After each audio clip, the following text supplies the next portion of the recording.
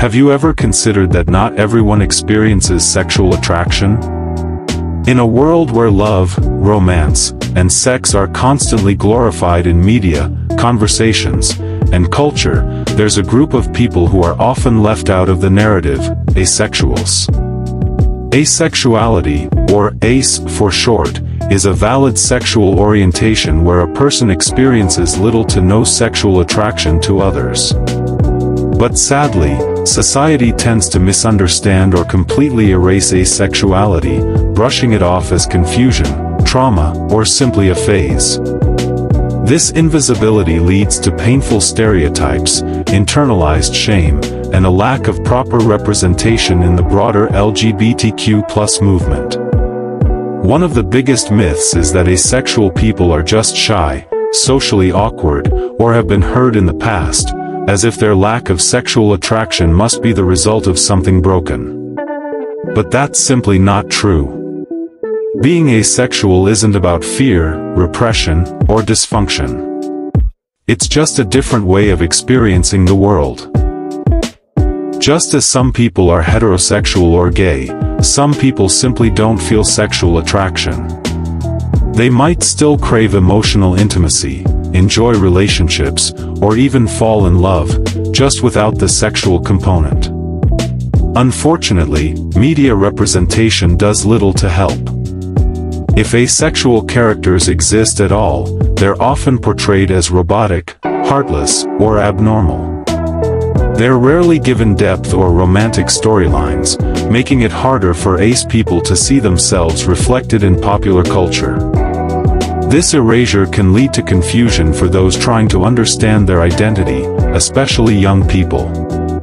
When no one talks about asexuality, many asexual individuals go years, even decades, believing there's something wrong with them. They may try to force themselves into sexual relationships just to fit in, often leading to discomfort or emotional distress. Asexuality exists on a spectrum, which means no two experiences are the same. Some people identify as demisexual, meaning they only feel sexual attraction after forming a deep emotional bond. Others may be gray asexual, occasionally experiencing attraction under specific conditions. There's nuance and complexity, just like in every other orientation. And that's why awareness matters. When we broaden our understanding of human sexuality, we create a world that's more compassionate, inclusive, and free of judgment. So, what can we do to change things? First, start by listening to real stories from asexual people. Support creators, activists, and platforms that talk about asexuality openly and honestly. Challenge the myths when you hear them. No, asexuality isn't a disorder. No, it's not just being celibate. And no, you can't fix someone who is ace. They're not broken, they're just being true to themselves. Visibility leads to understanding, and understanding leads to acceptance. When people hear the word asexual, many immediately think of celibacy, but that's a misunderstanding that needs clearing up. Asexuality and celibacy are not the same thing. One is an inherent sexual orientation, while the other is a conscious decision someone makes, often based on personal, cultural, or religious values. In this video, we're going to unpack that difference and challenge some common myths that tend to erase or misrepresent asexual identities. Let's start with celibacy. Celibacy is the choice to abstain from sexual activity. It might be temporary or lifelong, and it can be motivated by a number of reasons: religious devotion, a desire to focus on career or self-growth, or simply not wanting a sexual relationship at a certain time in life. The key word here is choice. A celibate person is capable of feeling sexual attraction, but they've decided not to act on it. Think of monks, nuns, or even people going through a personal vow of abstinence. Their attraction doesn't vanish, it's just set aside. Now, compare that with asexuality. Asexuality is a sexual orientation, just like being gay, straight, or bisexual. An asexual person generally does not experience sexual attraction to others, regardless of gender. This isn't about taking a vow or making a decision. It's not tied to religion or a breakup or trauma. It's simply the way someone experiences, or doesn't experience, attraction. They didn't choose it, it's just part of who they are. And just like with any orientation, there's a spectrum within asexuality.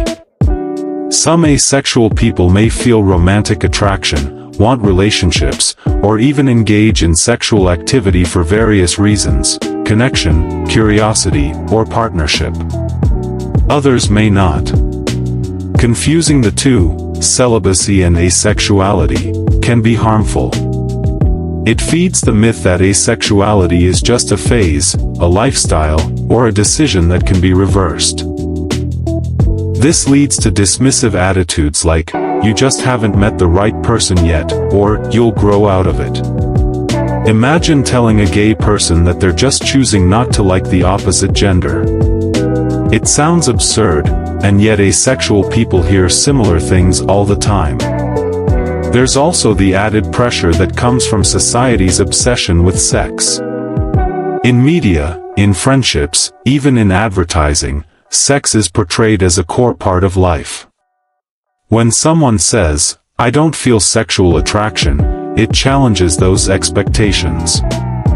That's why it's so important to understand and affirm the difference between asexuality and celibacy. One is who you are, the other is what you do. And people deserve to be seen for who they are, not what others assume about them. When people hear the word asexual, many immediately think of celibacy, but that's a misunderstanding that needs clearing up. Asexuality and celibacy are not the same thing. One is an inherent sexual orientation, while the other is a conscious decision someone makes, often based on personal, cultural, or religious values.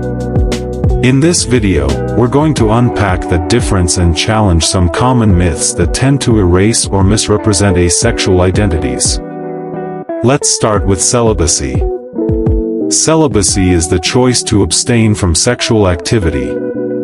It might be temporary or lifelong, and it can be motivated by a number of reasons: religious devotion, a desire to focus on career or self-growth, or simply not wanting a sexual relationship at a certain time in life. The key word here is choice. A celibate person is capable of feeling sexual attraction, but they've decided not to act on it. Think of monks, nuns, or even people going through a personal vow of abstinence. Their attraction doesn't vanish, it's just set aside. Now, compare that with asexuality. Asexuality is a sexual orientation, just like being gay, straight, or bisexual. An asexual person generally does not experience sexual attraction to others, regardless of gender. This isn't about taking a vow or making a decision. It's not tied to religion or a breakup or trauma. It's simply the way someone experiences, or doesn't experience, attraction. They didn't choose it, it's just part of who they are. And just like with any orientation, there's a spectrum within asexuality. Some asexual people may feel romantic attraction, want relationships, or even engage in sexual activity for various reasons: connection, curiosity, or partnership. Others may not. Confusing the two, celibacy and asexuality, can be harmful. It feeds the myth that asexuality is just a phase, a lifestyle, or a decision that can be reversed. This leads to dismissive attitudes like, "You just haven't met the right person yet," or "You'll grow out of it." Imagine telling a gay person that they're just choosing not to like the opposite gender. It sounds absurd, and yet asexual people hear similar things all the time. There's also the added pressure that comes from society's obsession with sex.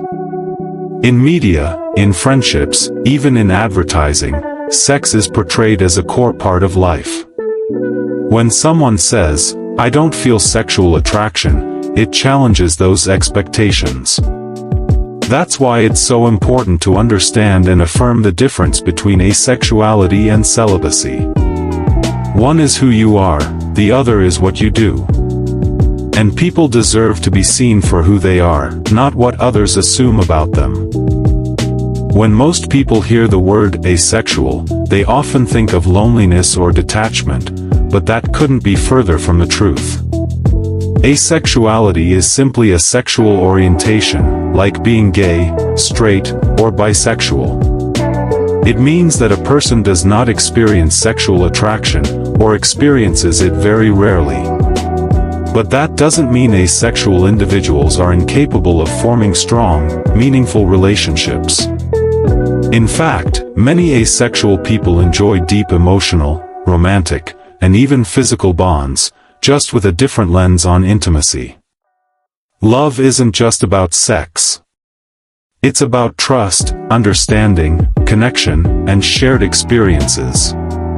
Asexual people, like anyone else, crave companionship, emotional support, and intimacy. They fall in love, date, cuddle, hold hands, and dream about a future with someone special. Some are romantically inclined, meaning they're asexual but still feel romantic attraction, and they may identify as biromantic, homoromantic, heteroromantic, or any other romantic orientation. Others are aromantic and prefer platonic relationships that are just as deep and committed. The point is, there's no single way to love or relate to others. It's important to break the myth that relationships must involve sex to be valid. Plenty of asexual people are in committed partnerships, some even marry or raise families. These relationships are built on shared values, emotional closeness, and mutual respect. In some cases, an asexual person might be with someone who isn't asexual, and they find ways to navigate differences with clear communication and compromise. Consent, boundaries, and honesty become the foundation of such connections, proving that sex isn't the only, or even the most important, part of a successful relationship. Let's also acknowledge that physical affection doesn't always mean sex. Hugging, cuddling, kissing, or simply being close can be deeply satisfying for many asexual individuals. Some may choose to engage in sex for various reasons. Out of curiosity, to connect with a partner, or even to have children. But for others, sex may never be a part of the equation, and that's perfectly okay. The beauty of asexual relationships is that they're diverse. Just like any other relationships, there's no one-size-fits-all model. What asexual people truly want is for their relationships to be seen as valid and meaningful, without being questioned or pitted. Being asexual isn't about being broken or incomplete. It's just a different way of experiencing the world, and relationships are absolutely part of that experience. So whether it's romantic, platonic, or something in between, asexual people can and do build fulfilling, lifelong connections that are rich in love, care, and depth. In the end, it's time we expand our understanding of what a relationship can look like. Love isn't defined by sex, it's defined by connection.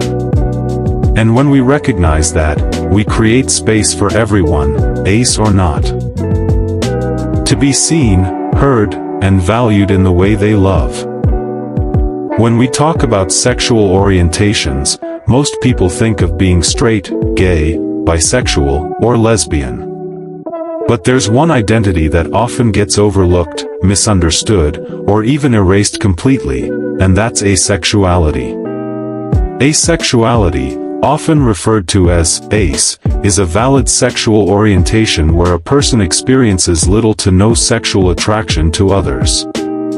And no, that doesn't mean they're broken, going through a phase, or haven't met the right person yet.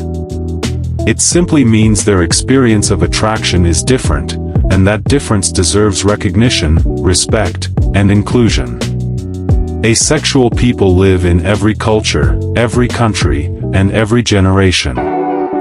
Yet their orientation is still widely dismissed or misunderstood. Some people assume being asexual means you're cold, emotionless, or incapable of love.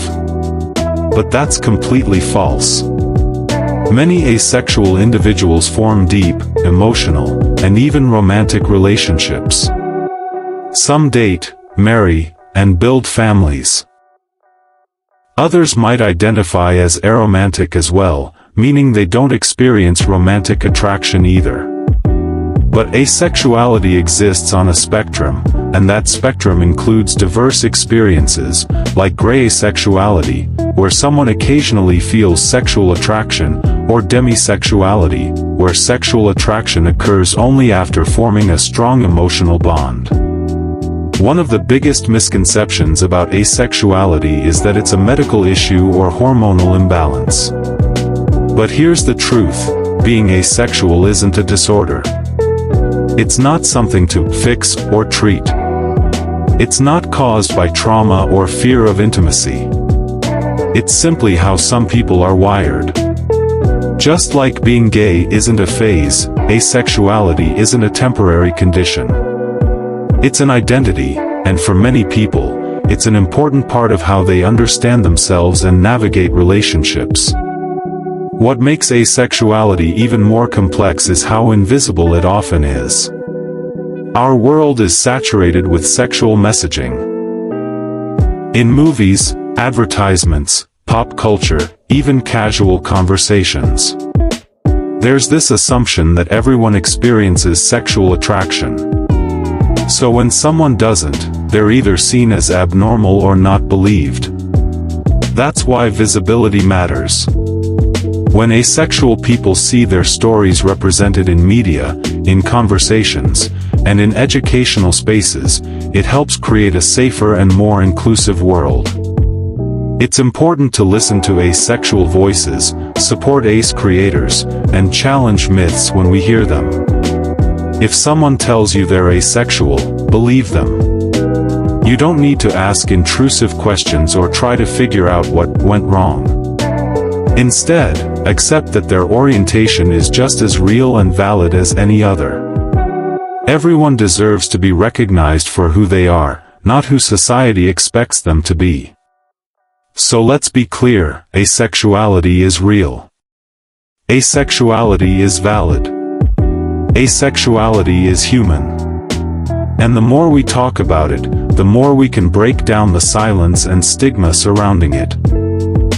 So, now that we've looked beyond the myths, beyond the misconceptions, and into the heart of asexuality, what do we walk away with? First, we realize that sexuality isn't a one-size-fits-all blueprint. Asexuality reminds us that there is more than one way to be human, to feel connection, to experience love, and to build relationships. The ace community offers us a different lens, one that challenges the hypersexual norms of our culture and asks us to consider that a life without sexual attraction isn't a lesser one. It's just different, and equally worthy of understanding, respect, and celebration. We also start to notice how much the world is structured around assumptions that everyone desires sex, that everyone wants romantic relationships, and that intimacy must look a certain way.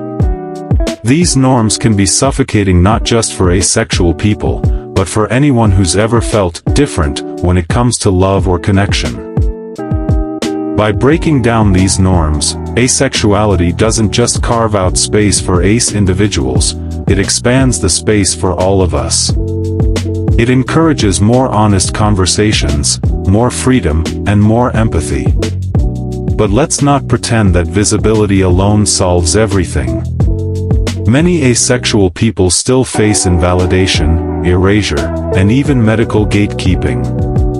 Their identities are often overlooked within LGBTQ+ spaces, and their narratives rarely make it into mainstream media. That's why education matters. That's why conversations like this matter. The more we talk, the more we listen, the more we share, the closer we get to a world where no one has to defend who they are, or prove they exist. If this video helped you understand yourself a little better, know that you're not alone. There's a whole community out there, full of support, knowledge, and solidarity. If you're an ally who wants to show up better, thank you. Keep learning, keep asking questions, and keep holding space for the people in your life who may not experience the world the same way you do. And if you've made it this far, here's your takeaway: asexuality is not a mystery to solve, or a puzzle piece that's missing. It's a beautiful, valid part of the human experience. One that deserves not just tolerance, but celebration. Whether it's loud and proud, quiet and content, or still in the process of being figured out, every ace journey is real, and every ace voice matters. Don't forget to like, subscribe, and hit the bell icon if you want to see more content that dives deep into real stories and underrepresented voices. Drop your thoughts or questions in the comments. I'd love to hear what resonated with you or what you'd like to explore next. Until then, take care of yourself, stay curious, and remember, there's nothing wrong with you. You are whole. You are valid. You are enough. Let's be honest, the world doesn't talk about asexuality enough. It's a word that many have heard, but few truly understand. When you tell someone you're asexual, the responses can range from confusion to flat-out disbelief. But how is that possible? Are you just shy? Maybe you haven't met the right person yet. These questions aren't just frustrating, they reveal how deeply misunderstood asexuality still is in our world today. So, in this video, we're diving deep, past the surface-level definitions, beyond the stereotypes, and right into the heart of what asexuality really means. Asexuality, often abbreviated as ACE, is a sexual orientation, just like being gay, straight, or bisexual. But it's not about repression, trauma, or celibacy. It's simply the experience, or more accurately, the lack of experience, of sexual attraction. That's it.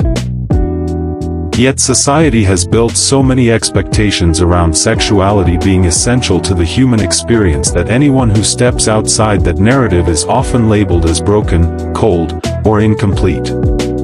Spoiler alert, they're not. Think about how many movies, songs, books, and advertisements revolve around sexual desire. From steamy romance plots to dating app culture, sexual attraction is treated as a given. So when someone doesn't experience it, it can feel isolating, as if they're watching a world play a game they were never given the rulebook for. But here's the truth: asexuality is a valid, vibrant identity that exists across cultures, ages, and genders. It's not new. It's not rare. And it's not something to fix. In this video, we're going to unpack the myths, like the idea that asexual people can't fall in love. They can, or that they're afraid of intimacy. They're not. We'll explore the spectrum of asexuality, from gray asexual to demisexual, and talk about how romantic attraction and emotional connection can still flourish in the absence of sexual desire. We'll also hear from real voices in the ace community, who'll share what it's like to navigate relationships, coming out, and even self-discovery in a world that often doesn't have a word for what they feel, or don't feel. Whether you identify as ace, think you might be, or are just here to learn, welcome. This space is for you. By the end of this video, you won't just have a better understanding of asexuality, you'll see how embracing its diversity can actually open up our entire understanding of what it means to connect as humans. Let's begin by asking a simple question: what happens when you take sex out of the equation?